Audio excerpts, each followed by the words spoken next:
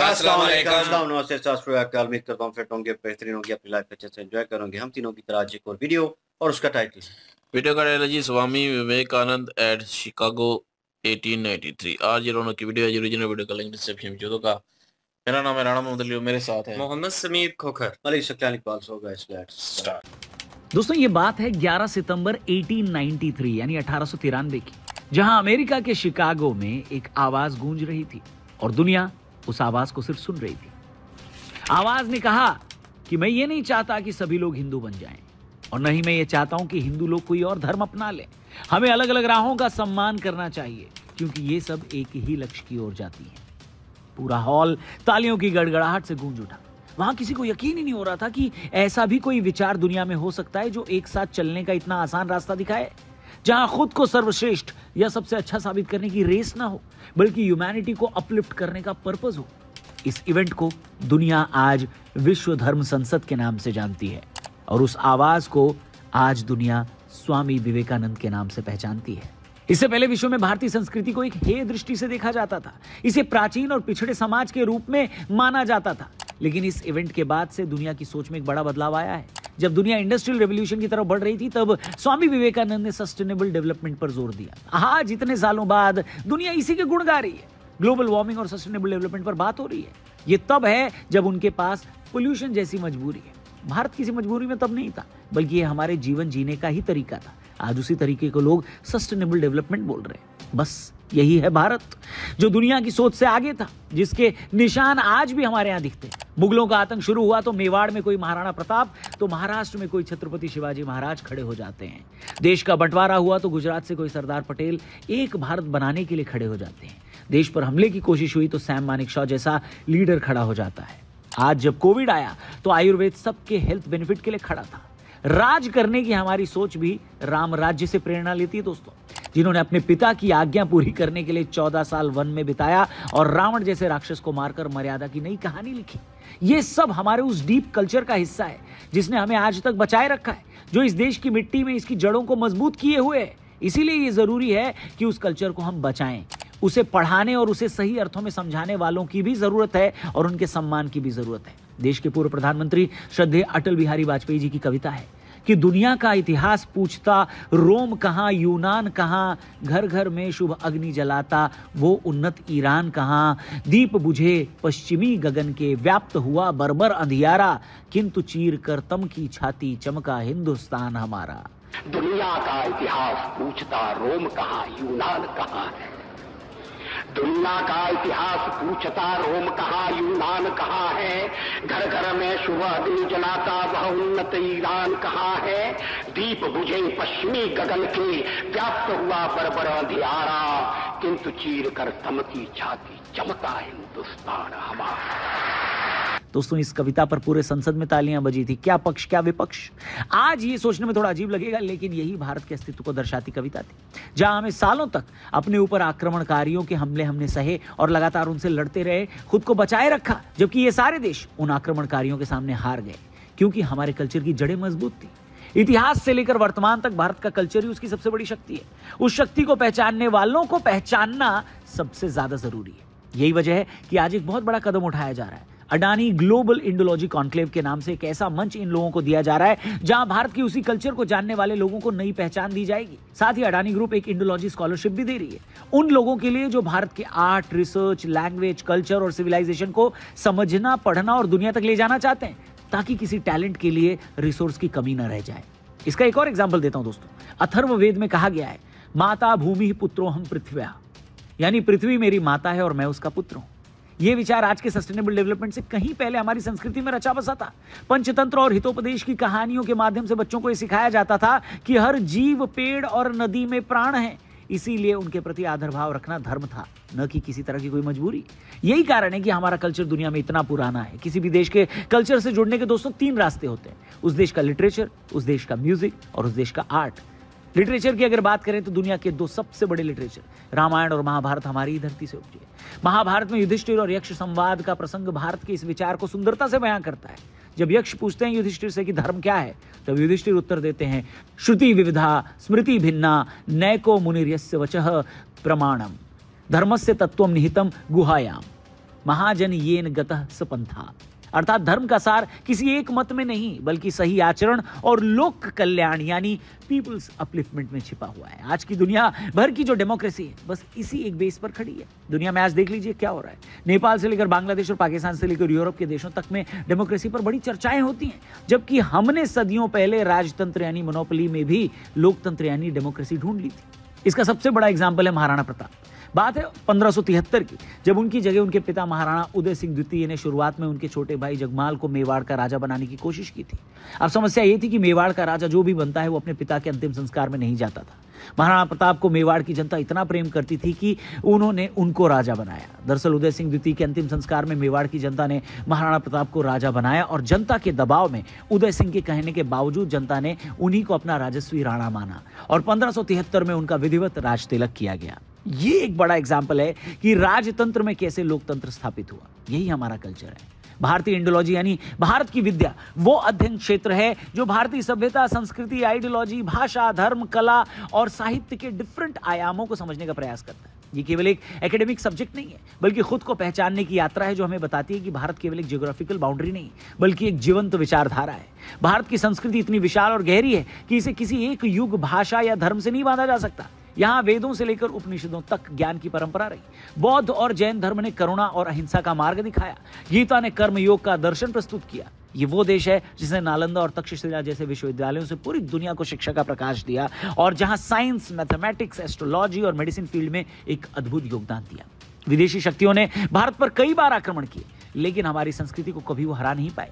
इसका कारण यह है कि भारतीय संस्कृति संघर्ष नहीं, हार्मनी और एक्सेप्टेंस पर बेस्ड है, आधारित है।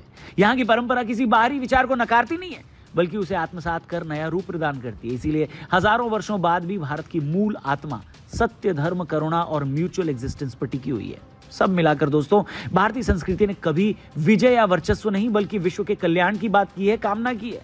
यही वजह है कि कुछ भी हो जाए हमें अपनी उसी विचारधारा को बचाए रखना है, क्योंकि आज तक उसी ने हमें बचाए रखा है। चाहे वो महाराणा प्रताप की तलवार हो या छत्रपति शिवाजी महाराज का हिंदवी स्वराज का संकल्प हो या सरदार पटेल का एक भारत की जिद हो। देश की संस्कृति, सभ्यता और हमारे इस गौरवशाली इतिहास को बचाने के लिए अपनी तरफ से आप क्या करते हैं, क्या कोशिश आपको लगता है आपको करनी चाहिए या आपके अगल बगल लोग कर रहे हैं, उसके बारे में कमेंट बॉक्स में जरूर लिखिएगा। वीडियो पसंद आई तो इसे अपने दोस्तों से भी जरूर शेयर करिएगा। और आज रात 8:25 पर देखना मत भूलना न्यूज़ 18 इंडिया पर वायरल बात मेरे यानी रौनक के साथ। थैंक यू, जय हिंद।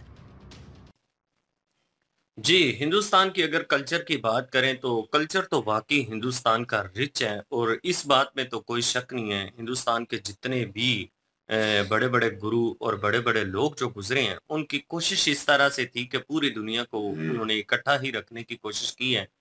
स्वामी विवेकानंद की अगर बात करें तो अमेरिका में खड़े होकर जिस तरह से उन्होंने कोई मुस्लिम, कोई हिंदू, किसी को कुछ भी, कोई धर्म का नाम ही नहीं लिया, सबको यही कहा कि अगर हम एक होके चले तो ये दुनिया जो है वो एक बहुत खूबसूरत जगह बन सकती है। जिस तरह से उन्होंने ज्ञान वहां पे दिया एकता का, जिस तरह से लोगों ने उनको सुना, वहां पे कोई हिंदू था, कोई मुस्लिम था, कोई सिख था, कोई ईसाई था, किसी भी धर्म से ताल्लुक रखने वाला था, सब ने तालियां बजाना शुरू कर दी। सब ने कहा कि यार वाकई इस तरह का नैरेटिव जो है, इस तरह की जो सोच है वो एक इंसान में आज के दौर में भी पाई जाती है, तो ये बहुत बढ़िया बात होती है। अगर देखा जाए तो हिंदुस्तान में शुरू से ही ये परंपरा जो है वो चली आ रही है। राम जी की तरफ से देखें तो उन्होंने भी एकता का एक बहुत खूबसूरत पैगाम दिया।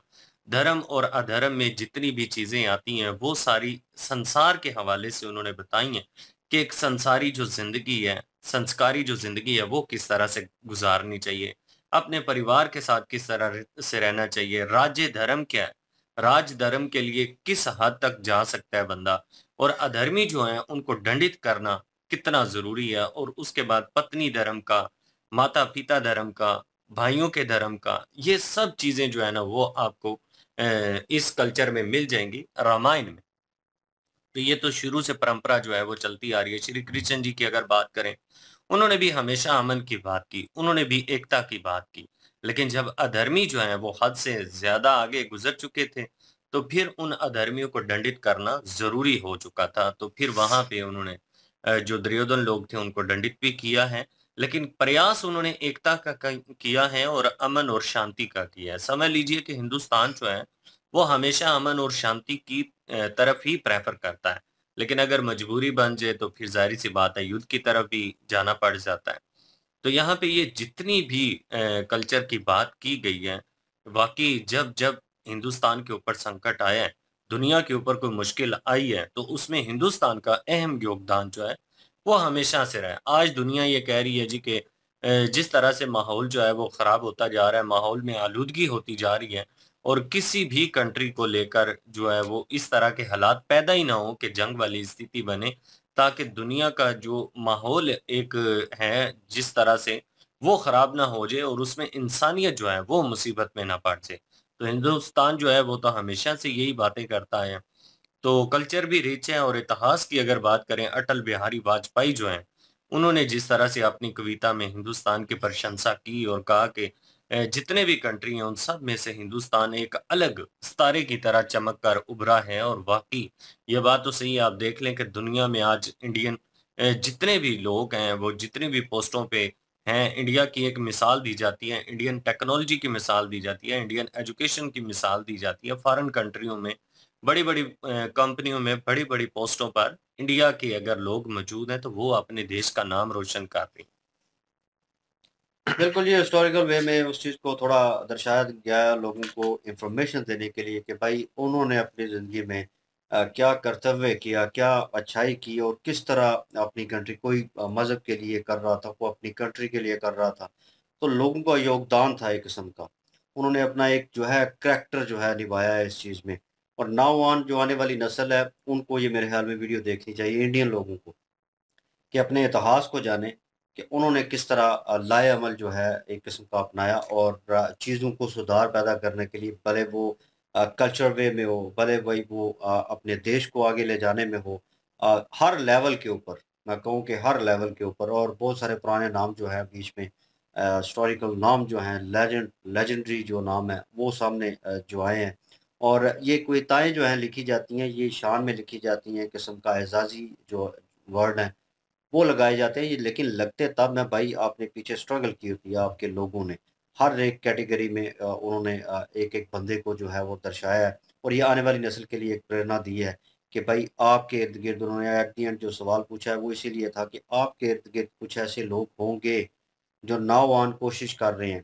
भाई पहले तो कोई भी नहीं जानता उनको लेकिन जब उनकी स्ट्रगल सामने आती है कि उन्होंने अपनी कंट्री के लिए किया, अपने देश के लिए कुछ ऐसी चीज़ें की किसी भी शोबे में कर लें। फिर वो एक नाम उभर के आता है, फिर वो एक हिस्ट्री बनता है कि उस बंदे ने फलाँ चीज़ जो है अभी टेक्नोलॉजी में आईटी के शोबे में उन चीज़ों में लोग कर रहे हैं, ठीक है। और उसके बाद देशभक्त लोग जो हैं वो अभी भी मौजूद हैं, अभी भी अपनी कंट्री के लिए काम कर रहे हैं। लेकिन उन्होंने कहा कि नज़र दौड़ाएँ, उनकी हेल्प आउट करें, उनसे सीखें, प्रेरणा लें और आगे बढ़ें और इस कंट्री को जो है एक कह लें कि इसकी हिस्ट्री जो है हिस्टोरिकल वे में उसको तबाह नहीं होने देना, उस कल्चर को, उस चीज़ को लेकर चलना है। लिटरेचर, म्यूज़िक और कल्चर वे में उन्होंने चीज़ों को बताया कि माशरे को मापा जा सकता है, देखा जा सकता है उस नज़रिए से किस तरह का है, ठीक है। लेकिन हमने इन चीज़ों को छोड़ना नहीं है, साथ लेके चलना है। क्योंकि आजकल का माशरा जो है, लाइफ़ जिस तरह की जा रही है, बड़ी तेज़ जा रही है भाई और लोग जो है मिस आउट करते जा रहे हैं। पाकिस्तान में तो मैंने देखा है इन रियलिटी कि भाई लोग जो हैं इन चीज़ों को छोड़ते जा रहे हैं। हिस्टोरिकल वे में इन अ पर्सनल वे कहूँगा, मुझे पर्सनल वे में एक होता है ना इंटरेस्ट जो होता है, वो हिस्ट्री में बिल्कुल नहीं है, ज़ीरो है। लेकिन मुझे इन अ सीरियस नोट बोरिंग लगता है, कभी-कभार मैं अपनी हिस्ट्री जो है वो पढ़ने की कोशिश करता हूँ या कभी-कभार सुनने को मिलती है, तो मुझे थोड़ा बोर फ़ील होता है, उन कैरेक्टर्स के बारे में जानना। लोगों की भी एबिलिटी इस तरह की होगी अक्सर लोगों की, पाकिस्तान में होगी और लेकिन भारत में पढ़े-लिखे लोग हैं और जिन शोबों में देख लें कि हायर पोस्ट के ऊपर देख लें, जब भी आप नज़र दौड़ाते हैं तो भाई आपको इंडियन मिलता है और भाई वो मेहनत कर रहे हैं, आगे आ रहे हैं और जैसे अभी नाम निकल के आया था वो सुंदर पिचाई और ठीक है गूगल के सीईओ थे, तो मतलब उनका नाम आया। तो अब आने वाले वक़्त में जो अब हिस्ट्री बनेगी, ठीक है, अगले लोग जो है, अगली नस्लें जो हैं, वो देखेंगी, पढ़ेंगी इनके बारे में कि सुंदर पिचाई थी, उस वक़्त गूगल इस मोड़ पे था और ये सिचुएशन चल रही थी, उनको ज़रूरत थी और सीईओ जो थे वो इंडियन थे। तो उनके बारे में जानना चाहेंगे, तो उस वक़्त हिस्ट्री हो चुकी होगी। लेकिन नाउ ऑन आपको कुछ ऐसा करना होगा अपनी कंट्री के लिए, अपने देश के लिए, इसको डेवलप करने के लिए, ताकि आप एक हिस्ट्री क्रिएट कर सकें इन अ गुड वे और भारत को जो है और आगे लेके जा सकें तरक्की की राह में। बिल्कुल जी। और इन्होंने कहा कि स्वामी विवेक आनंद जी के बारे में इन्होंने बताया कि 1893 में जो है उन्होंने यही कहा था कि किसी को भी छोटा ना समझे, सारे रास्ते जो हैं एक ही मंजिल की तरफ जाते हैं, तो सारे मिलजुल के रहें। मतलब उस वक्त भी जो है इन्होंने मिलजुल के बात की थी। और असल में ये हमने पहले भी एक वीडियो क्रिएट की थी, क्योंकि मोदी जी ने भी इसका जिक्र किया था कि जो कल्चर है, इंडियन कल्चर, उसको जो है ऊपर लेके आना है, उसको दुनिया को बताना है कि वो पीछे नहीं है किसी से, वो बहुत रिच है। तो अपने ही लोग कई जो हैं वो उस चीज़ को नीचा समझने की कोशिश कर रहे हैं, और उनमें सांसें कमतरी पैदा होती जा रही है। उस चीज़ को जो है वो ख़त्म करने के लिए ये सारा जो है वो, उस वक़्त मोदी जी ने भी ये तकरीर अपनी में कहा था, तो उस पे भी रिलेटेड हमने वीडियो भी की थी। और अभी जो है आज रौनक भाई ने भी जो है वो ये वीडियो उसी टॉपिक पे बनाई है कि अपने कल्चर को जो है ऊपर लेके जाएँ। उन्होंने बताया कि हमारे कल्चर में है क्या, हमारे कल्चर में जो ये कहते हैं, हम जो कहते हैं जी जमहूरियत जो है वो लेके आए जी गोरे लोग लेके आए जी, ये डेमोक्रेसी जो है वो गोरे लोग लेके आए। तो वो बता रहे थे कि ये डेमोक्रेसी जो है हमारे में जो है वो बहुत पहले से है।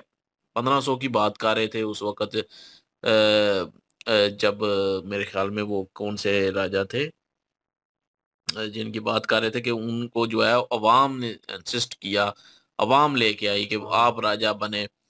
तो वो चीज़ बता रहे थे कि ये डेमोक्रेसी जो है वो हमारे में पहले से मौजूद है, हमने कोई गोरों से नहीं सीखी। ये इंडियन कल्चर का एक हिस्सा है। ये इंडियन कल्चर जो है वो सबसे पुराना है।